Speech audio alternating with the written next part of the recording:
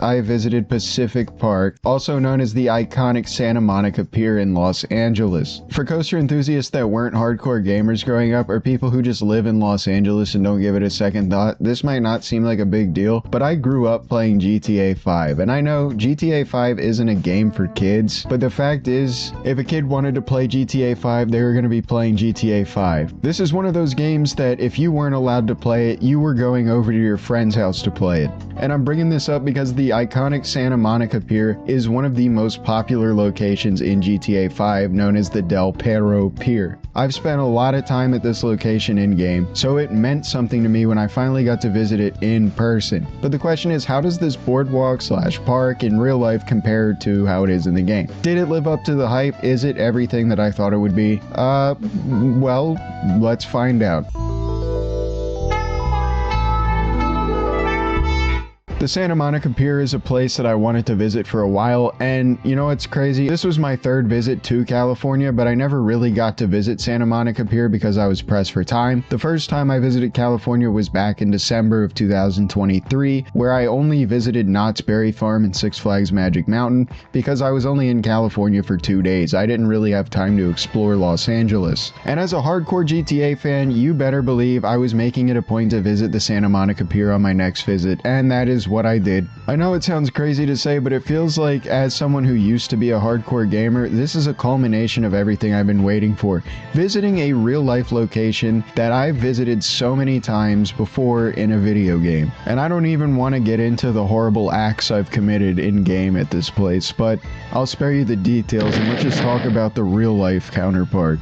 Parking is honestly surprisingly cheap at this place. I thought it would be a lot more. Parking is usually expensive, but to my amazement, pulling up to the parking garage and finding out we only have to pay $2 for parking, that was a win. From the parking garage, it was a short walk to the pier itself, and walking up to this thing, getting the shot of it, this right here, this view, you have absolutely no idea how surreal it was seeing this. What wasn't surprising to me is how busy this place was. There was a mass amount of people walking in from the parking garage and every which way into the pier. This place gets packed and it is busy pretty much all of the time. Another iconic sight from the game is this view over the highway. I had to sit here for a minute and take it all in because I couldn't believe what I was seeing. My primary focus of coming to this park was, of course, riding West Coaster, which is their Morgan. I don't know what this is actually. It's not really a specific model. It's just by Morgan. I guess it's kind of a mine train, or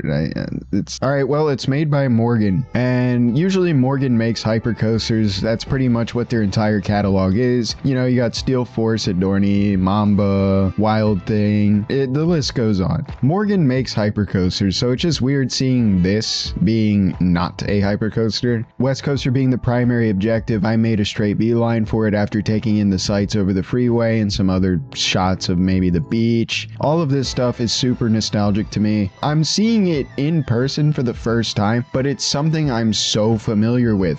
On my way to West Coaster, I saw an interesting character holding a sign. I'm not really sure what his angle was, but it was just weird seeing that. I've never seen this anywhere before, but hey, it's California. You get your tickets for all your rides at Pacific Park right by the entrance to West Coaster, so I headed there and got my tickets for West Coaster. I said parking was cheap earlier, only $2 to park. I wish I could say the same thing about West Coaster, but unfortunately, the tickets for West Coaster were not cheap. I don't remember the exact price of West Coaster tickets, but I believe it was about $15 for one ride, which is, yeah, that's crazy. I paid the $15 to ride West Coaster because that's what I came there for, and this is a coaster too iconic in pop culture and everything to just ignore, so I don't mind getting fisted here. There is one good thing about West Coaster: they send you through the course twice because they know paying $15 for one lap on this thing is borderline a scam, but it's fine. The West Coaster experience really isn't anything noteworthy. If this ride were located anywhere else, no one would care about it. And that's just straight up.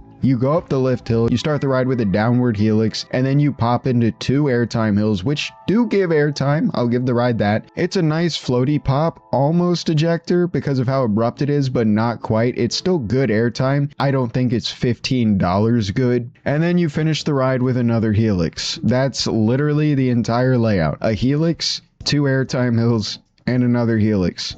But hey, you get to go around twice. If I had to rate West Coaster on a scale of 1 to 10, not looking at its pop culture importance or its significance in Los Angeles itself, I would probably give this thing a 4 out of 10. This ride doesn't do much at all. It's kind of just a tour of the park, and it gets you some pretty nice views of the beach and everything like that. Other than that, this ride it's a kiddie coaster basically. It is time for a complete moment of honesty. Before I rode West Coaster or saw it in real life or really dug into any POVs of it, I genuinely thought that West Coaster acted like Leviathan in GTA, which is what they called their West Coaster, where it basically launches you up the lift hill and you just go rocketing through the layout at unrealistic speeds. But that's pretty much every video game roller coaster. The forces are always inaccurate. But for some reason I thought that maybe there's a chance that West Coaster actually does this in real life.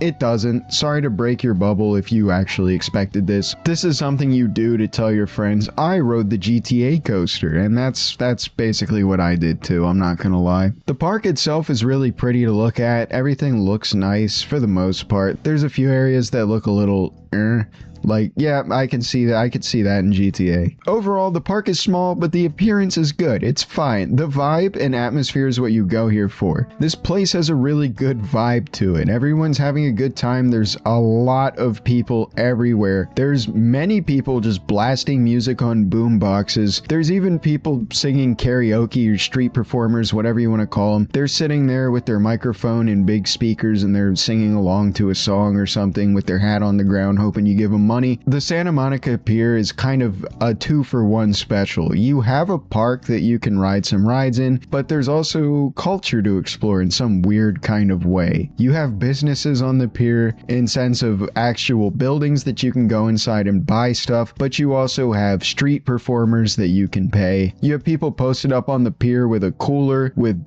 drinks that they bought from a gas station, and they're probably selling them to you at twice the price they bought them for. It's a weird and bizarre place, but in a good way. There's a lot of stuff going on. Remember, I said there's a lot of people just selling churros out of wagons. In summary, this Santa Monica Pier experience was something else. It was surreal, I'll say that. West Coaster did not live up to my expectations at all. It's not worth $15, and I imagine the only reason you would pay $15 is because it's significant in some way. Either you know this ride because of GTA, or you know it because it's a popular destination for tourists to visit in Los Angeles. Either way, you're coming here because it's iconic. You're gonna pay that price because, you're already there. You're not just gonna turn around and walk away. Well, West Coaster wasn't spectacular, didn't blow me out of the water. I had a good time at Santa Monica Pier because I did more than that. We looked around, we visited shops, we saw street performers, we saw that guy there. I can't say the words, but you can read the sign. You know what he wants. Appearance wise, GTA 5 absolutely nailed it. Rockstar hit it out of the park with this. Despite West Coaster being a scam, I'm willing to give Santa Monica Pier a solid 7 out of 10. They don't have much of the park, but what they do have is cute. It's nice, it looks good, and the park is situated on a pier that has a lot of other things to do, like businesses, things like that I've mentioned. There's more to enjoy than just the park, so I'm giving it a couple extra points for that, because I'm basically just rating the pier and area as a whole, not just the roller coaster. If I were rating just the roller coaster, it would be a lot lower. If you are planning to visit this pier because of GTA or because of,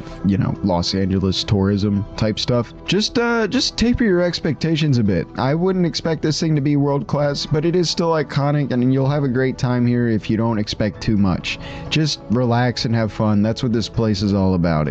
You don't have to spend all day here unless you want to spend time at the beach. But yeah, that's all I got. I just wanted to make a video talking about this because it was something cool, for me at least. As a longtime Grand Theft Auto player, it was a bucket list to visit this place. It's probably a lot of other tourists coming here too for the same reason, so I'm sure you'll find someone to talk to about it. That's all I got. I'll see you all next time.